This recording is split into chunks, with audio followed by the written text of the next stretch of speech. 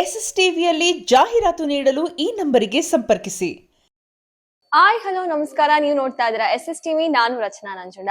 ಇದೇ ಫೆಬ್ರವರಿ 6ನೇ ತಾರೀಕು ನಮ್ಮ ಸ್ಯಾಂಡಲ್ವುಡ್ ನಲ್ಲಿ ಕರಿಕಾಡ ಅನ್ನೋ ಒಂದು ಸಿನಿಮಾ ಬರ್ತಾ ಇದೆ. ಇವತ್ತು ಆ ಸಿನಿಮಾದ ನಿರ್ದೇಶಕರಾಗಿರುವಂತಹ ಕೆ ವೆಂಕಟೇಶ್ ಸರ್ ನಮ್ ಜೊತೆ ಇದ್ದಾರೆ. ಬನ್ನಿ ಅವರನ್ನ ಕಾರ್ಯಕ್ರಮಕ್ಕೆ ಬರ್ಮಾಡ್ಕೊಳ್ಳೋಣ. ಸರ್ ನಮಸ್ಕಾರ. ಅದರೊಟ್ಟಿಗೆ ಈ ಸಿನಿಮಾದ ನಾಯಕ ನಟಿಯಾಗಿರುವಂತಹ ನಿರೀಕ್ಷಾ ಶೆಟ್ಟಿ ಅವ್ರು ನಮ್ ಜೊತೆ ಇದ್ದಾರೆ. ಬನ್ನಿ ಅವ್ರನ್ನು ಕೂಡ ಕಾರ್ಯಕ್ರಮಕ್ಕೆ ಬರ್ಮಾಡ್ಕೊಳ್ಳೋಣ. ಮ್ಯಾಮ್ ನಮಸ್ಕಾರ. ಹಾಗೂ ಈ ಸಿನಿಮಾದ ಮ್ಯೂಸಿಕ್ ಡೈರೆಕ್ಟರ್ ಆಗಿರುವಂತಹ ಅತಿಶಯ್ ಜೈನ್ ಸರ್ ನಮ್ ಜೊತೆ ಇದ್ದಾರೆ. ಬನ್ನಿ ಅವ್ರನ್ನು ಕೂಡ ಸರ್. ಮೊದಲಿಗೆ ನೀವ್ ಹೇಳೋದಾದ್ರೆ ನೀವ್ ಮೊದಲನೇ ಸಿನಿಮಾ ಸರ್, ಆಮೇಲೆ ಹೀರೋ ಕೂಡ ಮೊದಲನೇ ಅವರು. ಹೇಗ್ ಶುರು ಆಯ್ತು ಸರ್ ಈ ಕರಿಕಾಡ ಅನ್ನೋ ಒಂದು ಕತೆ? ಕತೆ ಫಸ್ಟ್ ನಾವು ಮೀಟ್ ಮಾಡಿದ್ವಿ ಮೈಸೂರಲ್ಲಿ. ಕಾರಣ ಇದೆ, ಚಿಕ್ಕಮಗಳೂರು ಕಾಂಟ್ಯಾಕ್ಟ್ ಆಗಿ ನಾನು ಕಾಂಟ್ಯಾಕ್ಟ್ ಅನ್ನು ಕೊಡ್ತಾರೆ. ಸೊ ನಾನು ಕೂಡ ಇನ್ನೊಂದು ಕತೆಗೆ ಒಂದು ಕೂತ್ಕೊಳ್ಳಿ ಪ್ಲಸ್ ಜೊತೆ ಶುರು ಆಗಿದ್ದು. ನಾವು ಮೀಟ್ ಮಾಡಿದ್ವಿ, ಒಂದು ವೀಕ್ ಡಿಸ್ಕಷನ್ ಆಯಿತು. ಆಮೇಲೆ ಅದು ಸ್ವಲ್ಪ ಲವ್ ಸ್ಟೋರಿ ವಿಷಯ. ಸೊ ಬೇರೆ ಒಂದು ಬೇರೆ ಅವ್ರ ತಲೆಯಲ್ಲಿ ಒಂದು ಕಂಟಿನ್ಯೂ. ಸೊ ಮೊದಲು ಇದು ಮುಗಿಸ್ಬಿಟ್ಟು ಅದು ಆಮೇಲೆ ಕಂಟಿನ್ಯೂ. ಸೊ ಹಾಗೆ ಡಿಸ್ಕಷನ್ ಆಯಿತು. ಅವರೇ ಲೈನ್ ಹೇಳಿದ್ರು. ಮೇಲೆ ವರ್ಕ್ ಮಾಡ್ತಾ ಶುರು ಮಾಡಿದ್ವಿ. ಸೊ ಇಬ್ಬರು ಕತೆ ಒಂದಷ್ಟು ವರ್ಷ ಆದಮೇಲೆ ಇಬ್ಬರು ಮದುವೆ ಬಂದ್ವಿ. ಆಮೇಲೆ ಶುರು ಆಯಿತು ಕರಿಕಾಡ. ಓಕೆ ಸರ್, ಇನ್ನು ನೀವ್ ಹೇಳೋದಾದ್ರೆ ಈ ಸಿನಿಮಾದಲ್ಲಿ ಎಷ್ಟು ಸಾಂಗ್ ಇದೆ, ನೀವ್ ಏನ್ ಮಾಡಿದ್ರಿ? ಈ ಸಿನಿಮಾದಲ್ಲಿ ಟೋಟಲ್ ಆಗಿ 7 ಹಾಡುಗಳಿದೆ. ನಾನು 4 ಹಾಡುಗಳನ್ನು ಮಾಡಿದ್ದೀನಿ, 3 ಹಾಡುಗಳನ್ನ ಶಶಾಂಕ್ ಅಣ್ಣ ಅದ್ಭುತವಾಗಿ ಮಾಡಿದ್ದಾರೆ. ಸೊ ಮ್ಯೂಸಿಕಲ್ ಜರ್ನಿ ತುಂಬಾ ಚೆನ್ನಾಗಿರುತ್ತೆ ನಮ್ಮ ಡೈರೆಕ್ಟರ್ ಸರ್ ಹತ್ರ. ತುಂಬಾ ಒಟ್ಟಿಗೆ ಕೂರ್ತೀವಿ, ಲೇಟ್ ನೈಟ್ಸ್ ಕೂತ್ಕೊಂಡು. ನಾನೇ ಸಿಂಗರ್ ಆಗಿರೋದ್ರಿಂದ ಸಿಂಗರ್ ಬೇರೆ ನೀವೇ ಸಿಂಗರ್ ಕೂಡ. ಓಕೆ. ಈಗ ಮೊನ್ನೆ ರಿಲೀಸ್ ಆಗಿರೋ ಕಬ್ಬಿನ ಜಲ್ಲೆ ಹಾಡಲ್ಲಿ ಕನ್ನಡ ವರ್ಷನ್ ನಾನೇ ಹಾಡಿದ್ದೀನಿ. ಸೊ ಹೇಗಿರುತ್ತೆ ಅಂದ್ರೆ ಕಂಪೋಸಿಂಗ್ ಸೆಷನ್ಸ್ ಸರ್ ಜೊತೆ ಫಸ್ಟ್ ಒಂದು ರೆಫರೆನ್ಸ್ ಕೊಡ್ತಾರೆ, ಅಥವಾ ಈ ತರ ಬೇಕು ಅಂತ ಒಂದು ಬ್ರೀಫ್ ಹೇಳ್ತಾರೆ. ನಾವು ಟ್ಯೂನ್ಸ್ ಮಾಡಕ್ ಸ್ಟಾರ್ಟ್ ಮಾಡ್ತೀವಿ. ಒಂದ್ಸಲ ಒಂದು ಟ್ಯೂನ್ ಲಾಕ್ ಆದ ತಕ್ಷಣ ನಾವು ಲಿರಿಕ್ ಬರೆಯಕ್ ಸ್ಟಾರ್ಟ್ ಮಾಡ್ತೀವಿ, ಯೂಶಲ್ ಪ್ಯಾಟರ್ನ್. ಸೊ ಅಲ್ಲೇ ಕೂತ್ಕೊಂಡು ಹಾಡಿ ಲಾಕ್ ಮಾಡಿ ಪುನಃ ಒಂದ್ ದಿವಸ ಕೇಳಿ ಏನಾದ್ರು ಚೇಂಜಸ್ ಇದ್ರೆ ಮಾಡಿ, ಇದೇ ರೀತಿ ಎಲ್ಲಾ ಹಾಡುಗಳನ್ನು. ಮತ್ತೆ ನಾನು ಇವ್ರದ್ದು ಒಂದು ಸ್ಪೆಷಲ್ ಬಾಂಡೇಜ್ ಇದೆ. ಸುಮಾರು ಸ್ಕ್ರಿಪ್ಟ್ ಗಳಿಗೆ ಇವ್ರದೊಂದು ಸ್ಟೈಲ್ ಏನಂತಂದ್ರೆ, ಯಾರಿಗಾರು ರೀಡಿಂಗ್ ಕೊಡ್ಬೇಕು ಅಂತಂದ್ರೆ ಸಾಂಗ್ ರೆಡಿ ಇರುತ್ತೆ ಯಾವಾಗ. ಸೊ ಆ ಸಾಂಗ್ ನ ಪ್ಲೇ ಮಾಡ್ಕೊಂಡು ಕತೆನ ಹೇಳೋದೊಂದು ಸ್ಟೈಲ್. ಸೊ ಇವ್ರು ಹಲವಾರು ಬೇರೆ ಸ್ಕ್ರಿಪ್ಟ್ ಗಳಿಗೆಲ್ಲ ಹಾಗೆ ಮಾಡಿದ್ವಿ. ಸೊ ಆ ತರದಲ್ಲಿ ಫಸ್ಟ್ ಕರಿಕಾಡ. ಓಕೆ ಮ್ಯಾಮ್, ಇನ್ನು ನೀವು ಈ ಕತೆ ಕೇಳಿದಾಗ ಓಕೆ ಮಾಡ್ಬೇಕು ಅಂತ ಯಾಕೆ ಅನ್ನಿಸ್ತು ಮ್ಯಾಮ್? ಯಾಕಂದ್ರೆ ಈ ಸಿನಿಮಾ ನಾವ್ ನೋಡಿದಾಗ ಆಕ್ಷನ್ ಜಾಸ್ತಿ ಇರೋದು, ಆಮೇಲೆ ಹಂಟಿಂಗ್ ಇದೆ. ಅಲ್ಲಿ ಹೀರೋಯಿನ್ ಗಳನ್ನ ಅಷ್ಟು ಅಂದ್ರೆ ಚೆನ್ನಾಗಿ ತೋರ್ಸಲ್ಲ, ಸ್ವಲ್ಪ ಡಲ್ ಆಗಿ ಕಾಣಿಸ್ತಾರೆ, ಕಾಸ್ಟ್ಯೂಮು ಹಾಗೆ ಇರುತ್ತೆ. ಸೊ ನಾ ಓಕೆ ಮಾಡ್ಬೇಕಂತ ಯಾಕೆ ಅನಿಸ್ತು? ಅದೇ ಒಂದು ಮಿಸ್ಕನ್ಸೆಪ್ಷನ್. ಆಕ್ಚುಲಿ ನನ್ನ ಸಿನಿಮಾದಲ್ಲಿ ಪೂರ್ತಿ ತುಂಬಾ ಚೆನ್ನಾಗಿ ತೋರಿಸಿದ್ದಾರೆ. ಆಕ್ಟಿಂಗ್ ಸ್ಕೋಪ್ ಇದೆ, ಸ್ಕ್ರೀನ್ ಟೈಮ್ ಇದೆ. I have a very good screen time. ಆಮೇಲೆ ಕ್ಯಾರೆಕ್ಟರ್ ಇಂಪಾರ್ಟೆನ್ಸ್ ಆಗಿರ್ಲಿ ಅಥವಾ ಕ್ಯಾರೆಕ್ಟರ್ ಪಿಕ್ಚರೈಸೇಷನ್ ಆಗಿರ್ಲಿ ತುಂಬಾನೇ ಬ್ಯೂಟಿಫುಲ್ ಆಗಿದೆ. ಅದೇ ಸರ್ ಹೇಳಿದ ಅವ್ರ ಕತೆ ಹೇಳ್ತಾ ಇದ್ರೆ ನಿಮ್ಗೆ ಅನ್ಸ್ಬಿಡುತ್ತೆ okay this is going to be a very beautiful movie ಅಂತ. ಸೊ ಅದಕ್ಕೆ ನನ್ಗೆ ಅನ್ಸ್ತು, ಬಿಕಾಸ್ ನಾನ್ ಮಾಡಿರೋ ಮೂವೀಸ್ಗಿಂತ ಅದು ತುಂಬಾನೇ ಡಿಫ್ರೆಂಟ್ ಆಗಿದೆ. ಅಂಡ್ ಸ್ಕ್ರೀನ್ ಪ್ಲೇ ನೋಡಿದಾಗ ನನ್ನ ಕ್ಯಾರೆಕ್ಟರ್ಗಿರೋ ಸ್ಕೋಪ್, ನನ್ನ ಕ್ಯಾರೆಕ್ಟರ್ ಸುತ್ತ ಸ್ಟೋರಿ ತಿರ್ಗೋದು ನೋಡಿ I was like okay this is going to be a good one. So that is how I got it. Sir, ಮೊದಲನೇ ಸಿನಿಮಾನೇ ಈ ತರ ಒಂದು ಕ್ವಾಲಿಟಿ ಇರುವಂತಹ ಒಂದು ಟೀಸರ್ ನೋಡಿದೀವಿ ಬಂದಿದೆ ಅಂದ್ರೆ ನಮಗೆ ನಂಬೋಕೆ ಆಗಲ್ಲ ಇದು ಮೊದಲನೇ ಸಿನಿಮಾ ನಿಮ್ದು, ಆಮೇಲೆ ಆಕ್ಟರ್ದು ಕೂಡ ಮೊದಲನೇ ಸಿನಿಮಾ ಅಂತ ಹೇಳಿ. ಸರ್, ಎಷ್ಟು ಚಾಲೆಂಜಿಂಗ್ ಆಗಿತ್ತು? ಯಾಕಂದ್ರೆ ಪ್ರತಿಯೊಂದು ಸೀನ್ಸ್ ನೋಡಿದಾಗೂ ಕೂಡ ತುಂಬಾ ಕಷ್ಟ ಅನ್ಸುತ್ತೆ. ಹೆಂಗಿತ್ತು ಸರ್ ಎಕ್ಸ್ಪೀರಿಯನ್ಸ್? ಫಸ್ಟ್ ಚಾಲೆಂಜಿಂಗ್ ನಮಗೆ ಅನಿಸಿದೆ ನಾವು ಚೂಸ್ ಮಾಡಿದ ಲೊಕೇಶನ್ಸ್. ಹೌದು. ಮತ್ತೆ ಯಾವ ತರ ಬೇಕು ಅನ್ನೋದು ನಮಗೆ ಕ್ಲಾರಿಟಿ ಅಷ್ಟೇ. ಯಾವ ಜಾಗದಲ್ಲಿ ಬೇಕು, ಯಾವ ಲೊಕೇಶನ್ ಬೇಕು, ಯಾವ ಪೀರಿಯಡ್, ಆ ಟೈಮಲ್ಲಿ ಯಾವ ಟೈಮಲ್ಲಿ ಬೇಕು ನಮಗೆ ಸ್ಪೆಷಲ್. ಸೊ ನಮ್ಗೆ ಬೇಕಾಗಿರೋ ಜಾಗನ ನಾವೇ ಸೆಲೆಕ್ಟ್ ಮಾಡಿಕೊಂಡು, ಕಾನೂನು ಪೀರಿಯಡ್ ಬರುತ್ತೆ ಅದೆಲ್ಲ ನಾವೇ ಅಂದರೆ ನಾವೇ ಅದನ್ನು ಏನು ಬೇಕು ನಾವು ಡಿಸೈನ್ ಮಾಡಿ, ಮತ್ತು ಇದನ್ನ ಒಂದಷ್ಟು ಫಾರೆಸ್ಟ್ ಎಪಿಸೋಡ್ಸ್ನ ಕುದುರೆಮುಖ ರಣಜಿರಿ ಎಲ್ಲ ಶೂಟ್ ಮಾಡ್ತಾರೆ. ಪೀಕಲ್ಲೆಲ್ಲ ನೋಡ್ಕೊಂಡು ಹೋಗ್ತಾ ಇದ್ವಿ, ಮೇಲೆ ಪೀಕಲ್ಲೆಲ್ಲ ಹತ್ಕೊಂಡು ಹೋಗಿ ಅದೇ ತುಂಬ ಕಾಂಪ್ಲಿಕೇಟೆಡ್. ಬಟ್ ಇವತ್ತು ವಿಜುವಲ್ ನೋಡಿದಾಗ ನಮಗೆ ಅವತ್ತು ಪಟ್ಟಿದ ಕಷ್ಟ ಅದು ಖುಷಿ ಇರುತ್ತೆ. ಹೌದು. ಮತ್ತೆ ನನಗೇನು ಹೊಸ ಆಕ್ಟರ್ ಅಂತ ಅನಿಸ್ತಾ ಇಲ್ಲ.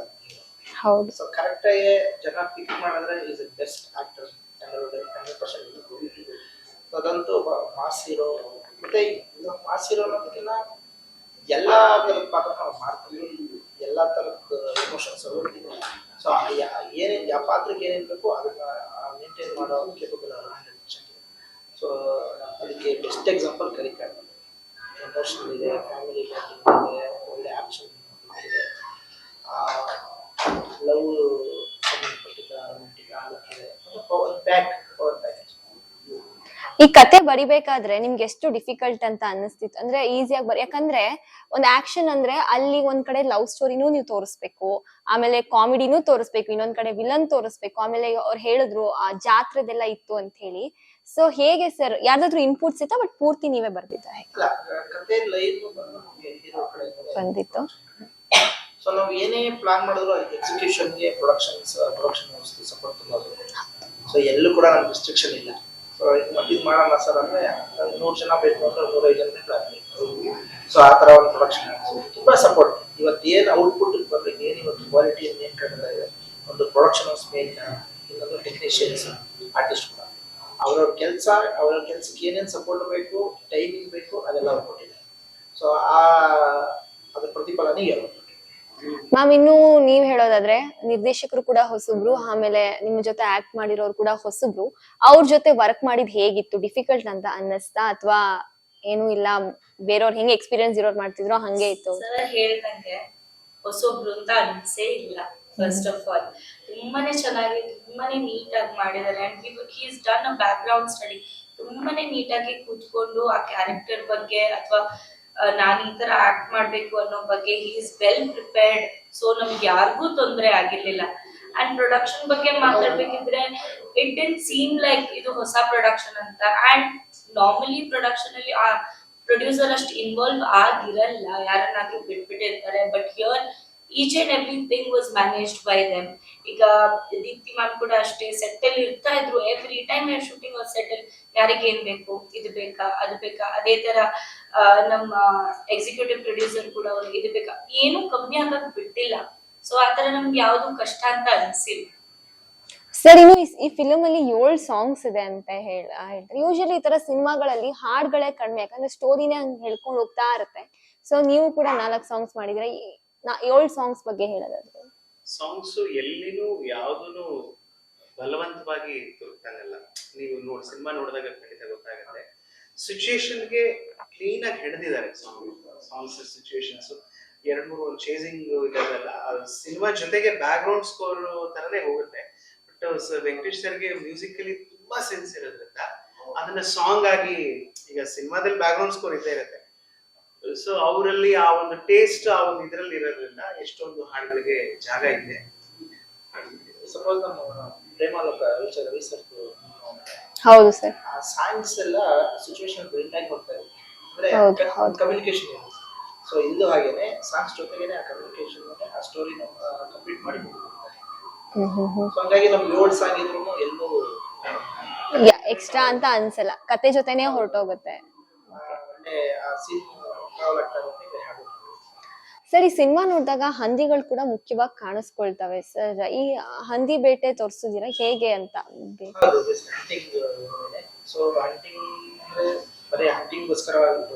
ಅಂದ್ರೆ ಸರ್ ನೀವು ನೋಡಿ ಅಂದ್ರೆ ಹೇಗ್ ಸರ್ ಡೈರೆಕ್ಟ್ ಮಾಡಿದ್ರಿ ಹಂಟಿಂಗ್? ಓಕೆ, ಅಂದ್ರೆ ಹಂಟಿಂಗ್ ಅವ್ರು ನೋಡಿರೋದ್ರಿಂದ, ಅವ್ರು ಕೇಳಿರೋದ್ರಿಂದ, ಅವ್ರು ಏನ್ ಹೇಳಿದಾರ ನಾವು ನೋಡಿಲ್ಲ. ಸೊ ಅದನ್ನ ಕೇಳಿ ಅವ್ರು ಯಾವ ತರ ಹೇಳ್ಬೇಕಾದ್ರೆ ಒಂದು ಎಕ್ಸಾಕ್ಟ್ ಈ ತರ ಈ ಸ್ಟೇಜ್ ಬರುತ್ತೆ, ಈ ಸ್ಟೇಜ್ ಹೋಗುತ್ತೆ, ಈ ಸ್ಟೇಜ್ ಬರುತ್ತೆ. ಸೊ ನಾವು ಕೂಡ ಅವ್ರು ಕೇಳಿದ್ನ ನಮ್ಗೆ ಎಷ್ಟು ಸಾಧ್ಯವಾಗುತ್ತೋ ಅಷ್ಟನ್ನ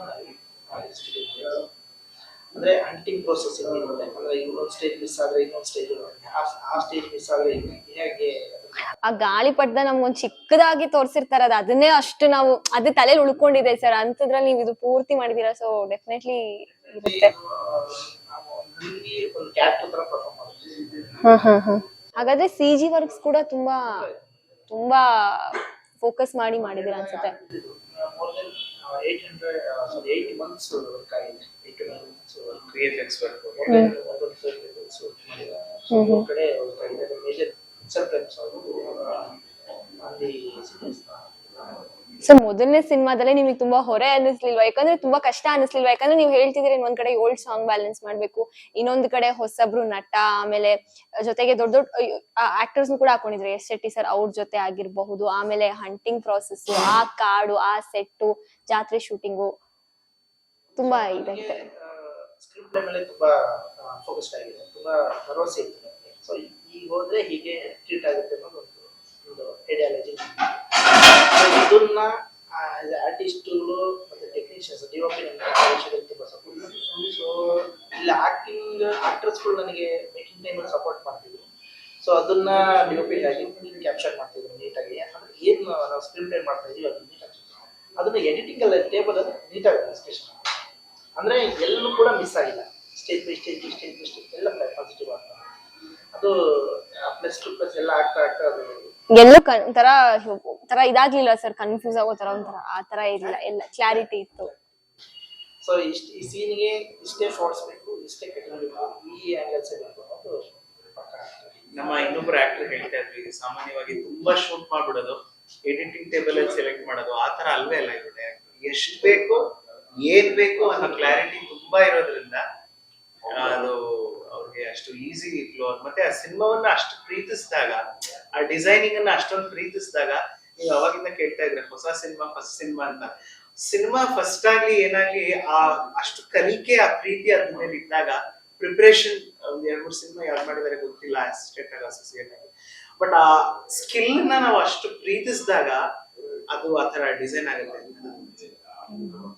ಮ್ಯಾಮ್, ಇನ್ನು ನೀವ್ ಹೇಳೋದಾದ್ರೆ ಆ ಒಂದು ಕಾಡಲ್ಲಿ, ಅಂದ್ರೆ ಆತರ ಇದ್ರಲ್ಲಿ ಇದು ಮಾಡಿದ್ದು, ಶೂಟ್ ಮಾಡಿದ್ದು ಹೇಗಿತ್ತು ಮ್ಯಾಮ್? ಭಯ ಏನಾದ್ರು ಆಗಿದ್ ಸಿಚುವೇಶನ್ ಇದೆಯಾ? ಬಿಕಾಸ್ ಕತ್ಲೆಲೆ ಫುಲ್ ಆಲ್ಮೋಸ್ಟ್ ಶೂಟ್ ಆಗಿರೋ ತರ ಕಾಣಿಸುತ್ತೆ ಟೀಸರ್ ಅಲ್ಲಿ. ಶೂಟ್ ಮಾಡೋದಂದ್ರೆ ಆಬ್ವಿಯಸ್ಲಿ ನಾವು 1-2 ಜನ ಇರಲ್ಲ, ಅದು ಫುಲ್ ಸೆಟ್ ಇರುತ್ತೆ, ಭಯ ಯಾವ್ದಕ್ಕೂ ಇಲ್ಲ ಆತರ. ಬಟ್ ತುಂಬಾನೇ ಚೆನ್ನಾಗಿತ್ತು. ನನ್ಗೆ ಒಂಥರ ಹಳ್ಳಿ ವಾತಾವರಣ ಅಂದ್ರೆ ನನ್ಗೆ ಇಷ್ಟ. ಸೊ ಅದು ಹಟ್ ಹಾಕಿದ್ರು, ಅದು ಜೋಳ ಬೆಳೆದಿದ್ರು. ಸೊ ಅಲ್ಲಿ ಯಾರು ಈ ತರ ಯಾವ ಪ್ರೊಡ್ಯೂಸರು ನಮ್ ಜೊತೆ ಎಲ್ಲ ಕುತ್ಕೊಳ್ಳ, ಆದ್ರೆ ಏನು ಇರ್ಲಿಲ್ಲ. ನಾವೆಲ್ಲ ಜೊತೆ ಕುತ್ಕೊಂಡು ಆ ಹಟ್ಟಲ್ಲಿ ಹೋಗಿ ಮಲ್ಕೊಂಡು ನಾವೆಲ್ಲ, ನಾನಾಗ್ಲಿ, ದೀಪ್ತಿ ಮ್ಯಾಮ್ ಆಗ್ಲಿ, ಸರ್ ಮಗಳಿದ್ಲು ಅವಳಾಗ್ಲಿ, ಆಟ ಆಡ್ಕೊಂಡು ಮಕ್ಳ ಜೊತೆ. It was very nice. ಒಂದಿನ ಅಂತೂ ಶೂಟ್ 48 hours ಮಾಡಿದೀವಿ ನಾವು, ಕಂಟಿನ್ಯೂಸ್ ಆಗಿ 48 hours ಶೂಟ್ ಮಾಡಿದೀವಿ. ಆ ಟಯರ್ಡ್ ಆಗಿದ್ರು ಕೂಡ ಅದೊಂದು ಮೆಮರಿ ಆಗಿ ಉಳಿದಿದೆ. ಯಾಕಂದ್ರೆ ನಾವು ಅಷ್ಟು ಮಜಾ ಮಾಡಿದೀವಿ ಜೊತೆಗೆ. ಅಲ್ಲೇ ಬತ್ತಾಕಿತ್ತು, ಅಲ್ಲೇ ರೋಸ್ಟ್ ಮಾಡಿ ತಿನ್ನೋದು, ಇದೆಲ್ಲ ಮಾಡಿದೀವಿ. ಆ ಒಂದು ಇಟ್ ವಾಸ್ ವೆರಿ ನೈಸ್. ಹಳ್ಳಿ ಅಂದ್ರೆ ನಾರ್ಮಲಿ ಹಳ್ಳಿ ವಾತಾವರಣ ನಾನು ನೋಡಿದೀನಿ, ಬಟ್ ಇದು ತೀರಾ ಹಳ್ಳಿ ಇತ್ತು ಅನ್ಸುತ್ತೆ. ಜಾತ್ರೆ ನೋಡಿದ್ದೆ, ತುಂಬಾನೇ ಚೆನ್ನಾಗಿತ್ತು. ಎತ್ತಿನ ಗಾಡಿ ಆಗಿರ್ಲಿ, ಜಾತ್ರೆ ಅವ್ರದ್ದು, it was a very beautiful environment. ಈಗ ನಾವು ಸೆಟ್ಟಲ್ ಕೂತಿದ್ರು ಕೂಡ ಯಾರೋ ಮನೇಲಿ ಏನಾದ್ರು ಅಡ್ಗೆ ಮಾಡಿದ್ ಅದನ್ನ ತಂದ್ಕೊಟ್ಟೆ, ಮನೇಲಿ ಮಾಡಿದ್ದು ತಿಂತೀರಾ ಅಂತ ತಂದ್ಕೊಡ್ತಾ ಇದ್ರು. ಆ ಪ್ರೀತಿ, ಅವ್ರು ನಮ್ ಜೊತೆ ಹೇಗ್ ಬಿಹೇವ್ ಮಾಡ್ತಾ ಇದ್ರು, ತುಂಬಾನೇ ಚೆನ್ನಾಗಿತ್ತು. So I miss that why. So ನೀವ್ ಹೇಳೋದಾದ್ರೆ ಹೇಗಿತ್ತು ಸರ್ ನಿಮಗೆ ಒಂದು ಎಕ್ಸ್ಪೀರಿಯನ್ಸ್? ನಾವು ಚಿಕ್ಕಮಗಳೂರು ಹತ್ರ ಸರಪನಹಳ್ಳಿ ಅಂತ bomb blast, so 9:30 10. So usually ಎಲ್ಲ ನಾವು ಬ್ಲಾಸ್ಟಿಂಗ್ ಶುರು ಮಾಡಿದ್ದೀವಿ, ಜನ ಬರೋಕ್ಕೆ ಶುರು, ತುಂಬಾ ಬರ್ತಾರೆ, ಗೊತ್ತಿಲ್ಲ ನಮ್ಗೆ ಯಾವ ಕಡೆಯಿಂದ ಬರ್ತಾರೆ, ಕಾಣಲ್ಲ ಗಾಡಿ. ಸೊ ನಾವು ಮೇನ್ ನಾವು ಒಂದು ಪಾರ್ಕ್ ಮಾಡ್ಕೊಂಡಿದ್ವಿ, ಗಾಡಿ ಅದನ್ನು ಕ್ಲೋಸ್ ಮಾಡಿಬಿಟ್ಟು ಶೂಟ್ ಮಾಡ್ತೀವಿ. ಮೇನ್ ಡೋರ್ ಕ್ಲೋಸ್ ಮಾಡ್ತೀವಿ, ನಾವು ಎಲ್ಲಿ ಬ್ಲಾಸ್ಟ್ ಮಾಡ್ತಿದ್ದೀವೋ ಆ ಕಡೆ ಜನ ಓಡೋಗ್ತಿದ್ವಿ. ಸೊ ಇಮಿಡಿಯೇಟ್ ಬ್ಲಾಸ್ಟಿಂಗ್ ಸ್ಟಾಪ್ ಮಾಡಿಸಿ, ಆಮೇಲೆ 2 o'clock ಮೇಲೆ ಎಕ್ಸ್ಟ್ರಾ ಶೂಟ್ ಹಾಕೊಂಡು ಬ್ಲಾಸ್ಟ್ ಈ ತರ ಎಲ್ಲ ಸ್ವಲ್ಪ ತುಂಬಾ ಭಯ ಹುಟ್ಟಿಸಿತ್ತು. ಏನು ಆಯ್ತು ಅಂತ ಭಯದಲ್ಲಿ ಬಂದಿದ್ವಿ. ಏನು ನಮ್ಮನ್ನ ಅಲ್ಲಿಂದ ಓಡ್ಸಕ್ಕೆ ಆ ತರ ಅಲ್ಲ, ಈಗ ನೀವು ಶೂಟ್ ಮಾಡ್ತಾ ಇರೋ ಆ ತರ ಅಲ್ಲ, ಏನೋ ಆಯ್ತು ಅಂತ ಭಯದಲ್ಲಿ ಅವ್ರು ಬಂದಿರೋದು ಎಲ್ಲ. ಅವ್ರಿಗೆ ನೋಡೋ ಶೂಟಿಂಗ್ ನೋಡೋ ನಮ್ಗೆ ಗೊತ್ತಾಗಲ್ಲ. ಜೋಳದಲ್ಲಿ ಫ್ರೀ ಫೀಲ್ಡ್ ಇದ್ರೆ, ಖಾಲಿ ಫೀಲ್ಡ್ ಇದ್ರೆ ಗೊತ್ತಾಗುತ್ತೆ. ಅದು ಹೊಲದೊಳಗಡೆ ಹಾಸಿ ಬರ್ತಾ ಇದ್ರೆ, ಅದು 6 ಅಡಿ ಹೈಟ್ ಇದೆ ಜೋಳ, ಅದೊಂದು ಬಿಟ್ರೆ ಎಲ್ಲ ಆಲ್ಮೋಸ್ಟ್ ಚೆನ್ನಾಗಿದೆ ಎಲ್ಲ. ಸರ್ ಹೀರೋಯಿನ್ ಮೊದ್ಲೇ ಸಿಕ್ಕಿದ್ರು, ಹೀರೋಯಿನ್ ಇವ್ರು ಸೂಟ್ ಆಗ್ತಾರೆ ಅಂತ ಯಾರ ಐಡಿಯಾ ಸರ್? ಹೇಗೆ ಕಾಸ್ಟ್? ಆಕ್ಚುಲಿ ನಮಗೆ ಒಂದು ರೆಫರೆನ್ಸ್ ಅಲ್ಲಿ ನಾನು ಕೇಳಿದೆ ಆಕ್ಚುಲಿ ನಾವು ಹೀರೋಯಿನ್ ಸೆಲೆಕ್ಟ್ ಮಾಡ್ಬೇಕಾದ್ರೆ ನಮ್ಮ ಕತೆಗೆ ಯಾರು ಸೂಟ್ ಆಗಿದ್ದಾರೆ ಒಂದಷ್ಟು ವಿಷಯಸ್ ಈ ತರ ಇದೆ ಚೆನ್ನಾಗಿದೆ. ಸೊ ನಾವು ಮೀಟ್ ಮಾಡಿದ್ದು ಇಂದಿರಾನಗರ ಠಾಣೆ. ಸೊ ಆಕ್ಚುಲಿ ಅವರು ನಮಗೂ ಒಂದು ಪರಿಚಯ ಇತ್ತು. ಸೊ ಅವ್ರ ಪ್ರೊಫೈಲ್ ಬಂದಿರೋ ನಂಗೆ ಗೊತ್ತಾಯ್ತು ಇವರೇ ಅಂತ. ಅವ್ರ ಫೋನ್ ಮಾತಾಡ್ಕೊಂಡು ಓಡ್ತಾ ಇದ್ರು. ನಾನು ಅಲ್ಲಿ ನಿಂತಿದ್ದೆ, ನಾನು ಮಾತಾಡ್ಸಿಲ್ಲ, ಸೀದಾ ಒಳಗಡೆ ಹೋಗಿ ನೋಡ್ತಾ ಇದ್ದೆ. ಆಮೇಲೆ ಫೋನ್ ಮಾಡಿ ಒಳಗಡೆ ಹೋಗಿ ನನಗೆ ಫಸ್ಟ್ ಕೇಳ್ಕೊಂಡೆ ಏನಕ್ಕೆ ಅಂದ್ರೆ ನಮ್ಮ ಮೇಜರ್ ಸೀಕ್ವೆನ್ಸ್ ಅಲ್ಲಿ ಹಳ ಸೀಕ್ವೆನ್ಸ್ ತುಂಬಾ ಇಂಪಾರ್ಟೆಂಟ್ ಆಗಿದೆ. ನಾನು ನಗೋದು ತುಂಬಾ ಚೆನ್ನಾಗಿ. ಸೊ ನಮ್ಗೆ ಎಮೋಷನ್ಗೆ ಕನೆಕ್ಟ್ ಆಗ್ತಾರೆ. ಅಂದ್ರೆ ಕಣ್ಣು ನೋಡಿನೇ ಎಮೋಷನ್ ಚೆನ್ನಾಗಿ ಕಣ್ಣು ನೋಡಿ ಅಳ್ತಾರೆ ಚೆನ್ನಾಗಿ ಅಂತ ಗೊತ್ತು. ತುಂಬಾ ಮೇಜರ್. ಹೌದು. ಹಾಗಾಗಿ ನಮ್ಮ ಕಥೆಗೆ ಅಲ್ಲಿ ಬ್ಯಾಕ್ಡ್ರಾಪ್ ಒಂದು ಒಳ್ಳೆ ಸೂಟಬಲ್ ಕ್ಯಾರೆಕ್ಟರ್ ಆಗ್ಬೋದು, ಫಿಲ್ಮ್ ಮಾಡ್ಬೋದು. ನಾವು ಅಂದ್ಕೊಂಡಿದ್ದಕ್ಕೆ 100% ಅವ್ರ ಸಿನಿಮಾಗಳು ನೋಡಿರ್ಲಿಲ್ಲ, ಜಸ್ಟ್ ನೋಡಿದ್ರಾ? ಜಸ್ಟ್ ಅದ್ ನೋಡಿ ಸರ್ ಹೇಳೋದು ಸಿನಿಮಾ ಮಾಡಿದ್ದಾರೆ ಅಂತ ಒಂದಷ್ಟು ಅವಾಗ ಒಂದಷ್ಟು ಎಲ್ಲ ಓಪನ್ ಮಾಡಿ ಬಟ್ ಅಲ್ಲಿ ಅದು ತುಂಬಾ different. It is very different. So ನೀವು ಜಡ್ಜ್ ಮಾಡಕ್ ಆಗಲ್ಲ ಇದ್ರಲ್ಲಿ ಆಕ್ಟ್ ಮಾಡ್ಬೋದಾ ಮಾಡಕ್ ಆಗಲ್ವಾ ಅಂತ. ಬಿಕಾಸ್ ಆ characters are very different. I use to play rugged characters in that. So ತುಂಬಾನೇ ಡಿಫ್ರೆಂಟ್. ಅದಕ್ಕೆ ಗೊತ್ತಿಲ್ಲ ಹೇಗ್ ಜಡ್ಜ್ ಮಾಡಿದಿರೋ ಅಂತ. ಘಾಟಿ ಬೇಕು. ಘಾಟಿ ತರ ಕಾಣಿಸಲ್ಲ ಸರ್ ಅವರು. ಓ ಹಾಗಾದ್ರೆ ನಾವು ಅವ್ರನ್ನ ಒಂದು ಘಾಟಿ ವರ್ಷನ್ ಆಫ್ ನಿರೀಕ್ಷೆ ಅವ್ರನ್ನ ನೋಡ್ಬಹುದು. Okay sir. ಸರ್ ಇನ್ನು ನೀವ್ ಹೇಳೋದಾದ್ರೆ ಸರ್, ನೀವು ಈ ತರ ಸಿನಿಮಾ ಇದೆ ಅಂತ ಇವ್ರು ಅಪ್ರೋಚ್ ಮಾಡಿದಾಗ, ಈ ತರ ಇದೆ ಅಂತ ಹೇಳಿದಾಗ ಓಕೆ ಮಾಡಿದ್ದು ಹೇಗೆ ಅಂತ? 5-6 ವರ್ಷದ ಪರಿಚಯ. ನಾವು ಬೇರೆ ಬೇರೆ ಸ್ಕ್ರಿಪ್ಟ್ ಗೆಲ್ಲ ವರ್ಕ್ ಮಾಡ್ತಾ ಇದ್ದೀವಿ. ಅವರಿಗೆ ಅಪ್ರೋಚ್ ಅನ್ನೋದಕ್ಕಿಂತ ನಾವು ಒಂದಷ್ಟು ಕಥೆಲೇ ಟ್ರಾವೆಲ್ ಮಾಡ್ತಾ ಇರ್ತೀವಿ. ಓಕೆ. ಮುಂಚೆನೆ ಒಂದಷ್ಟು ಸೀಕ್ವೆನ್ಸ್ಗಳಿಗೆ ರೆಡಿ ಮಾಡ್ಕೊಂತಾರೆ. ಸೊ ಆ ಟೈಪ್ ಅಲ್ಲಿ ಇವಾಗ ಹೆಂಗಂದ್ರೆ ಈಗ ನೆಕ್ಸ್ಟ್ ಅವ್ರು ಬರೋ ಎಷ್ಟೋ ಸ್ಕ್ರಿಪ್ಟ್ ಗಳಿಗೆ ಆಲ್ರೆಡಿ ಕೆಲವು ಹಾಡುಗಳು ಮಾಡಿ ರೆಡಿ ಇಟ್ಟಿದೀವಿ. ಮತ್ತೆ ಯಾವ್ದು ಅಪ್ರೂವ್ ಆಗುತ್ತೆ ಹೇಳಕ್ ಆಗಲ್ಲ. ಅವರು ಸುಮ್ನೆ ಕೂರೋ ವ್ಯಕ್ತಿನೇ ಅಲ್ಲ, ಫ್ರೀ ಇದಾರೆ ಅಂತಂದ್ರೆ ಏನಾರು ವರ್ಕ್ ಮಾಡ್ತಾನೆ ಇರ್ತಾರೆ. ಯಾವ್ದೋ ಒಂದು ಸೀನ್ ತಗೊಂಡ್ ಬರೀತಾ ಇರೋದು, ಯಾವ್ದೋ ಒಂದು ಕಥೆಯಲ್ಲಿ ಆತರ ಇಂಪ್ರೂವೈಸ್ ಮಾಡ್ತಾ ಇರೋ ವ್ಯಕ್ತಿ. ಒಂದು ಲೆವೆಲ್ ಒಂದು ಡಿಸೈನ್ ಆಯ್ದಾಗ ಒಂದ್ ಹೇಳ್ಬೋದು ಅಂತಂದಾಗ ಅದಕ್ಕೆ ಈ ತರ ನನ್ಗೆ ಹೇಳಿ ಹಾಡ್ ಮಾಡಿಸೋದು, ಈ ತರ ನಮ್ಗೆ ಯಾವಾಗ್ಲೂ ಪ್ರೋಸೆಸ್ ನಡೀತಾನೆ ಇತ್ತು. ಸೊ ಬಟ್ ಇದು ಫಸ್ಟ್ ಟೇಕ್ ಆಫ್ ಆಯ್ತು. ಸೊ ಇವ್ರ ಜೊತೆ ಒಂದು 5-6 ವರ್ಷ ಅದನ್ನ ಟ್ರಾವೆಲ್, ಒಂದು 20 ಹಾಡ್ವರೆಗೂ ಮಾಡಿದೀವಿ ಇಲ್ಲಿವರೆಗೂ. ಅವರೇ ಮಾಡಿ ಇಟ್ಕೊಂಡಿದೀವಿ ಹಲವಾರು ಸ್ಕ್ರಿಪ್ಟ್ ಗಳಿಗೆ. ನೋಡ್ಬೇಕು ಮುಂದಿನ ದಿನಗಳಲ್ಲಿ ಯಾವ್ದು ಟೇಕ್ ಆಫ್ ಆಗುತ್ತೆ. ಆದಷ್ಟು ಬೇಗ ಎಲ್ಲ ಟೇಕ್ ಆಫ್ ಆಗ್ಲಿ ಸರ್. ಸರ್ ಇನ್ನೇನ್ ನಿಮ್ ಸಿನಿಮಾ ಬಿಡುಗಡೆ ಆಗ್ತಾ ಇದೆ, ಏನ್ ಹೇಳ್ತೀರಾ ಸರ್ ನಮ್ ಜನಕ್ಕೆ ನಿಮ್ಮ ಮೊದಲನೇ ಸಿನಿಮಾ? ನಾನು ಹೇಳೋದಂದ್ರೆ ಕಂಪ್ಲೀಟ್ ಹೊಸ ಟೀಮ್ ಒಳಗಡೆ ಬಂದು ಹೊರಗಡೆ ಬರೋ ಅಷ್ಟೊತ್ತಿಗೆ ಜನ ಸಿನಿಮಾ ನೋಡಿ ಹೊರಗಡೆ ಬರೋ ಅಷ್ಟೊತ್ತಿಗೆ ಕಂಪ್ಲೀಟ್ ಭರವಸೆ ಕೊಡ್ತಾ ಇದೆ ಸಿನಿಮಾ ಅನ್ಸುತ್ತೆ. ಹೌದು, ಟೀಸರ್ ಅಲ್ಲೇ ಆಲ್ಮೋಸ್ಟ್ ಪ್ರೂವ್ ಮಾಡಿದೀರಾ ಅನ್ಸುತ್ತೆ ನಂಗೆ. ಆಕ್ಟರಿಂದ ಆಗ್ಬೋದು, ಎಕ್ಸ್ಪೆಕ್ಟೇಷನ್ಸ್ ಒಳ್ಳೆ ಫ್ಯೂಚರ್ ತುಂಬಾ ಎಲ್ಲರಿಗೂ ಇಷ್ಟ ಆಗುತ್ತೆ. ಎಲ್ಲಾ ಮನಸ್ಸಿಂದ, ಎಲ್ಲ ವಯಸ್ಸಿನ, ಎಲ್ಲ ವಯಸ್ಸಿನವ್ರಿಗೂ ಇಷ್ಟ ಆಗುತ್ತೆ. ಮೇಡಮ್ ನೀವ್ ಹೇಳೋದಾದ್ರೆ? ನಾನು ಹೇಳೋದಾದ್ರೆ ನಾನು ಸಿನಿಮಾ ನೋಡಿಲ್ಲ, ಸೊ ನನಗೂ ಅಷ್ಟೇ ಎಕ್ಸೈಟ್. ಸಿನಿಮಾ ತೋರ್ಸಿಲ್ವಾ ಸರ್ ಅವ್ರಿಗಿನ್ನು? ಸ್ಪೆಷಾಲಿಟಿ ಏನಂತಂದ್ರೆ ನಮ್ಮ ವೆಂಕಟೇಶ್ ಸರ್ದು ಯಾರಿಗೆ ಎಷ್ಟು ಹೇಳ್ಬೇಕು ಅಷ್ಟೇ ಹೇಳೋದು. ಅದು ಅವ್ರದ್ದು ಸ್ಟೈಲ್. ಅದು ನನ್ನ ಕ್ಯಾರೆಕ್ಟರ್ ಎಷ್ಟಿದೆ ಏನಿದೆ ಅಷ್ಟು ಮಾತ್ರ ನಂಗೆ ಗೊತ್ತು. ಯಾಕೆ ಸರ್, ರೀಸನ್ ಏನ್ ಸರ್ ಅದಕ್ಕೆ? ಈಗ ಪರ್ಫಾರ್ಮ್ ಆರ್ಟಿಸ್ಟ್ ಅವ್ರಿಗೆ ಆ ಕ್ಯಾರೆಕ್ಟರ್ ಏನಿದೆ ಆ ಕ್ಯಾರೆಕ್ಟರ್ ಎಷ್ಟು ಮತ್ತೆ ಈ ಸಿನಿಮಾದಲ್ಲಿ ಪ್ರತಿಯೊಂದು ಕ್ಯಾರೆಕ್ಟರ್ಗಳು ಈ ತರ ಬಾಡಿ ಲ್ಯಾಂಗ್ವೇಜ್ ಇದೇ ತರ ಪ್ಲೇ ಮಾಡಬೇಕು. ಸೊ ನಾವು ಅಷ್ಟೇ ಹೇಳಿದ್ವಿ. ಪೂರ್ತಿ ಸಿನಿಮಾ ಹೇಳಿದ್ರೆ ಇನ್ನು ಪೂರ್ತಿ ಅರ್ಥ ಮಾಡ್ಕೊಂಡು ಪರ್ಫಾರ್ಮ್ ಮಾಡೋ ತರದ ಆ ಕ್ಲಾರಿಟಿ ಹಾಳು ಮಾಡ್ಕೊಳ್ಳೋಕೆ ಅವ್ರಿಗೆ ಇಷ್ಟ ಇಲ್ಲ. ಅವರೇ ಕ್ಲಾರಿಟಿ ಆಗಿದ್ದಾರೆ.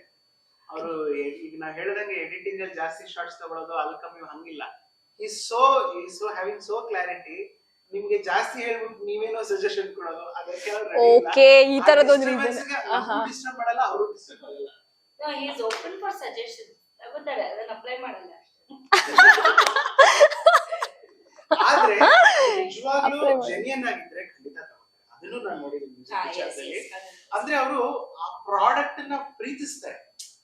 ಅದಕ್ಕೋಸ್ಕರ ಅದು ಒಳ್ಳೇದಾಗತ್ತೆ ಅಂದ್ರೆ ಅವ್ರಿಗೆ ಏನ್ ಪರ್ಸನಲ್ ಈಗೋ ಇಲ್ಲ. ಬಟ್ ಅದನ್ನ ಡಿಸ್ಟರ್ಬ್ ಮಾಡ್ತಾರೆ ಅಂದ್ರೆ ಮಾತ್ರ ಅವ್ರು ಒಪ್ಪಲ್ಲ ಅಷ್ಟೇ. ಓಕೆ ಸೊ ಅದೇ 6ನೇ ತಾರೀಕು ಸಿನಿಮಾ ಬರ್ತಾ ಇದೆ. ನಿಮ್ಮ ಹತ್ರದ ಎಲ್ಲಾ ಥಿಯೇಟರ್ಸ್ ಅಲ್ಲಿ ಬರ್ತಾ ಇದೆ. 5 ಲ್ಯಾಂಗ್ವೇಜಸ್ ಅಲ್ಲಿ ಬರ್ತಾ ಇದೆ. ನೀವು ಸಿನಿಮಾ ನೋಡ್ಬೇಕು, ಸಪೋರ್ಟ್ ಮಾಡ್ಬೇಕು, ಕನ್ನಡ ಸಿನಿಮಾಗೆ ಸಪೋರ್ಟ್ ಮಾಡ್ಬೇಕು. ಅಂಡ್ ಹೊಸೊಬ್ರು ಎಸ್, ಹೊಸೊಬ್ರು ಎಕ್ಸ್ಪೀರಿಯನ್ಸ್ಡ್ ಆಗ್ಬೇಕಂದ್ರೆ ನಾವು ಫಸ್ಟ್ ಇಂದಾನೆ ಸ್ಟಾರ್ಟ್ ಮಾಡ್ಬೇಕು. ಸೊ ನಾವು ಈ ಜರ್ನಿನ ಸ್ಟಾರ್ಟ್ ಮಾಡ್ತಾ ಇದೀವಿ. ಸೊ ಅದಕ್ಕೆ ನಿಮ್ಮ ಹಾರೈಕೆ ಇರಬೇಕು. ಈ ಮೂವಿ ಸಕ್ಸಸ್ ಆಗ್ಲಿ ಅಂತ ನೀವ್ ಮನ್ಸ್ ಮಾಡಿದ್ರೆ ಖಂಡಿತ ಆಗುತ್ತೆ. ಸೊ ಎಲ್ರು ಫ್ಯಾಮಿಲಿ ಜೊತೆ ಬಂದು ಈ ಸಿನಿಮಾ ನೋಡಿ ನಮ್ಗೆ ಸಪೋರ್ಟ್ ಮಾಡಿ ಅಂತ ಕೇಳ್ಕೊಳ್ತಾ ಇದ್ದೀನಿ. ಸರ್, ಇನ್ನು ನೀವ್ ಹೇಳೋದಾದ್ರೆ ಯಾರೇ ಇಂಟರ್ವ್ಯೂ ನೋಡ್ತಾ ಇದ್ರು ಕೇಳ್ಕೊಳ್ಳೋದು ಇಷ್ಟೇ, ಹೊಸಬ್ರು ಸಿನಿಮಾ ಅಂತ ಗೊತ್ತಾಗ್ಬಾರ್ದು ಅಂತ ಬಹಳ ಹಾರ್ಡ್ ವರ್ಕ್ ಪ್ರೀತಿಯಿಂದ ಮಾಡುವಂತ ಒಂದು ಸಿನಿಮಾ. ಸೊ ನಂಬಿಕೆ ಇಟ್ಟು ಬನ್ನಿ.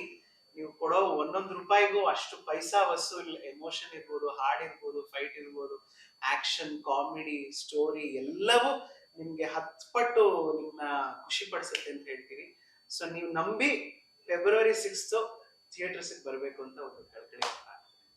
Thank you so much sir ಇಷ್ಟೊತ್ತು ಇದಕ್ಕೆ. ಆಲ್ರೆಡಿ ನಿಮ್ಮ ಟೀಸರ್ ನೋಡಿದೀವಿ, ಸಿಕ್ಕಾಪಟ್ಟೆ ಜನ ಕೂಡ ಇಷ್ಟಪಟ್ಟಿದ್ದಾರೆ. All the best. ಇನ್ನು ಸಿಕ್ಕಾಪಟ್ಟೆ ಸಿನಿಮಾದಲ್ಲೂ ಕೂಡ ತುಂಬಾ ಪ್ರೀತಿ ಕೊಡ್ಲಿ ನಿಮ್ ಸಿನಿಮಾಗೆ. Thank you sir. Thank you sir. Thank you.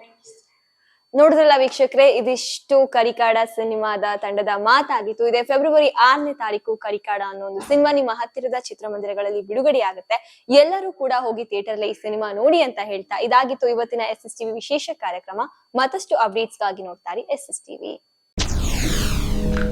SSTV cinema ಜಗತ್ತಿನ ಕ್ಷಣ ಕ್ಷಣದ ಸುದ್ದಿಯೊಂದಿಗೆ.